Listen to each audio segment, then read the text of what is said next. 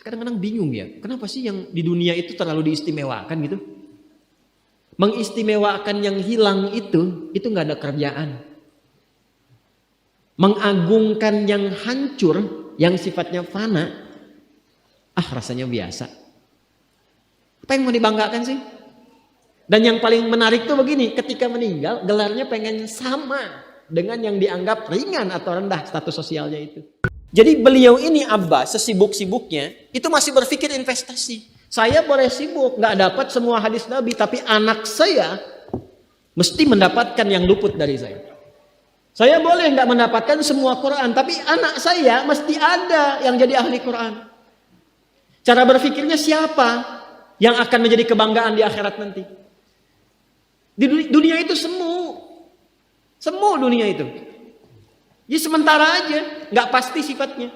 Perbedaan status sosial itu hanya istilah-istilah yang disematkan manusia saja. Ini kaya, ini miskin, ya kan? Yang ini punya jabatan, yang ini biasa-biasa. Itu istilah manusia. Toh pada akhirnya semua kembali ke tempat yang serupa. Dan menariknya begini, yang kaya, yang punya jabatan, tetap di akhir hidupnya pengen punya gelar yang sama dengan yang miskin. Atau dengan yang disebut miskin. Maaf kalau ada orang disebut miskin meninggal, di papan nisannya ditulis apa? Di papan nisannya ditulis apa? Almarhum. Yang kaya juga kan pengen sama disebut almarhum. Iya kan? Tuh. Jadi nggak ada bedanya setelah berpulang itu. Perbedaan itu hanya di amal saja. Itu poinnya. Maka kalau ada yang mengharapkan orang tua, cita-cita membanggakan anak di dunia, boleh-boleh saja, tapi patut diingat itu sementara. Anda silahkan sekarang sekolahkan setinggi-tingginya. S1, S2, S3, S4, kerupuk 3, silahkan. Mau dalam negeri, luar negeri, mau di Nagreg, mau di California, mau di Chicago, di Chicago, di Singapura, silahkan. Itu pilihan. Tapi saya cuma mau katakan begini, itu sementara. Dan persaingannya tidak istimewa. Karena jangan pun Anda yang beriman, yang belum beriman pun bisa melakukan itu. Apa yang dikira yang hebat matematika itu anak Anda saja. Anak orang lain pun bisa. Halo? Apa Anda kira yang jago fisika itu anak Anda saja yang beriman? Yang belum beriman pun bisa. Ya. Jadi perlombaannya itu rata semua. Dan gak ada yang istimewa.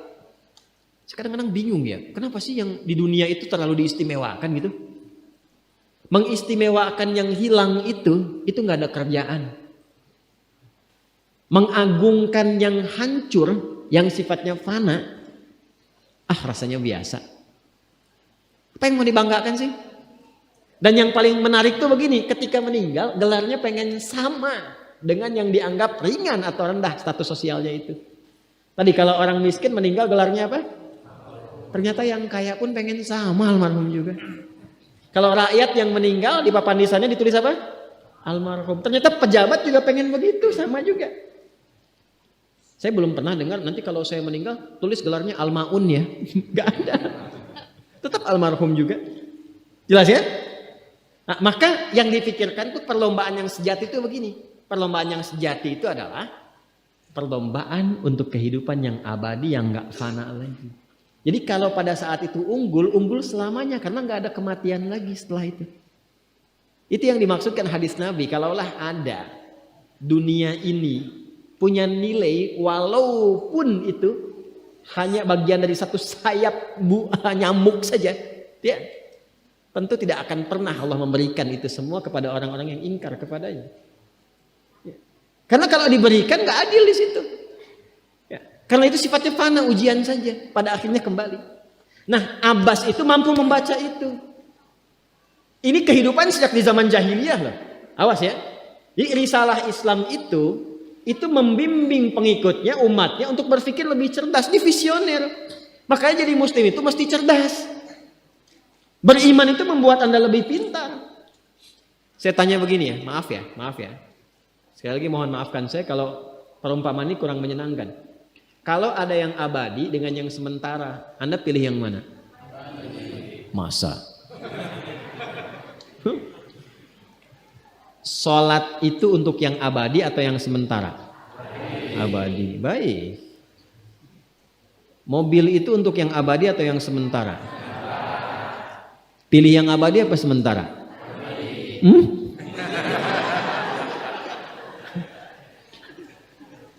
Di Kiai itu ada mobil Innova tuh. Siapa yang besok memilih tidak sholat subuh, pilihannya pilih Innova atau pilih sholat subuh? Yakin? Kalau saya pilih Innova dipakai untuk mengantarkan sholat subuh, nah itu lebih bagus. Ya, jangan dipotong sampai situ ya. Ya bisa aja kita pilih Avanza, bisa pilih Ferrari, bisa pilih Pajero ya. Awas yang punya mobil Innova, Anda potong royalti kena. Paham? Abbas itu begitu. Anak saya mesti dipanggil di akhirat. Dan semua penduduk langit dan bumi menyimak itu semua. Diviralkannya di akhirat. Viral dunia itu sementara. Internetnya diputus gak viral lagi. Kadang-kadang yang viral kemarin kan sekarang gak ada lagi. Ya kan? Yang viral tahun lalu sekarang sudah gak ada. Ya kan? Jadi belum selesai kehidupan sudah hilang juga viralnya. Akhirat itu selamanya. Dan biasanya begini, kalau orang-orang yang diviralkan oleh Allah atas kehendak Allah itu abadi melintasi setiap masa. Jadi ada yang viral karena berita, ada yang viral karena doa dan kehendak Allah Subhanahu wa taala. Itu yang diviralkan langsung atas kehendak Allah itu melampaui zamannya. Makanya kisah ini pun bertahan sampai sekarang. Nah, Abbas itu berpikir, saya boleh sekarang jadi pebisnis pedagang, tapi anak saya mesti menguasai apapun yang pernah diajarkan oleh Nabi. Maka anak kecil ini sejak dini mengikuti Nabi. Sejak dini lekat dengan Nabi. Maka ketika Nabi tidur pun itu ikut berkunjung karena keluarganya. Nah, inilah yang didapatkan oleh kita hadis tentang bangun tidur. Jadi hadis tentang bangun tidur itu diriwayatkan oleh anak kecil yang umurnya belum genap balik.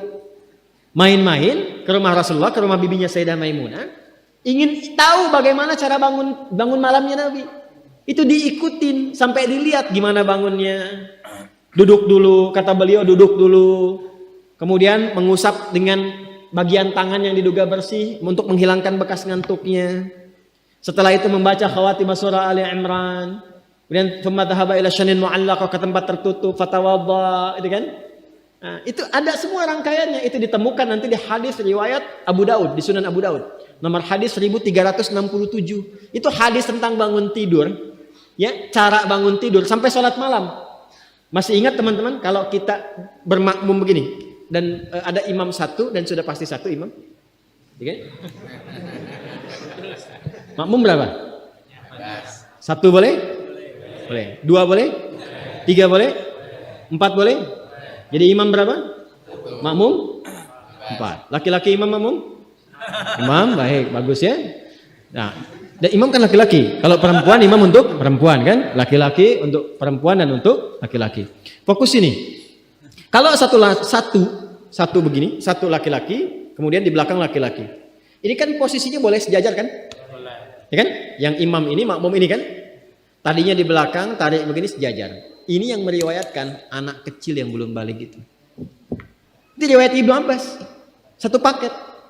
Termasuk sholat, kemarin kan kita tarawih kan? Sholat malam. Yang dua rakaat itu kan? Ya, sholat malam yang sampai 11 itu, tambah khafifatain 2. Itu riwayatnya ini. Yang sholat tahajud malam yang 11 rakaat, tambah khafifatain 2. Ini riwayatnya ini. Tutup dengan witir 1 rakaat. Itu anak kecil yang meriwayatkan. Dan tahukah Anda? Sepeninggal Nabi SAW, Abbas bapaknya ini hafal 200 hadis, anaknya Abdullah hafal 2000 hadis. Begitu caranya. Anda di sini ada yang diplomat, yang di kantor, yang taruhlah berdagang misalnya, ibu rumah tangga, ya, dan sebagainya. Boleh, nggak apa-apa. Saat ini kita mungkin belum maksimal, tapi jangan biarkan ada satu di antara anak keluarga kita yang tidak jadi kebanggaan di akhirat. Tolong ya, tolong pulang dari sini dilihat. Anak Allah titipkan kepada saya berapa anak?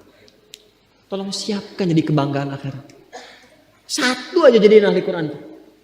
Untuk pelita di rumah tuh, penghilang kesedihan, penghilang kegelisahan, mendatangkan semangat. Itu demi Allah saya katakan, gak ada yang paling indah kecuali saat ayah pulang ke rumah. Tiba kemudian dia melihat anaknya yang kecil sedang murajaah. Amma yatasaalun. Bahkan surat yang bapaknya sendiri belum hafal.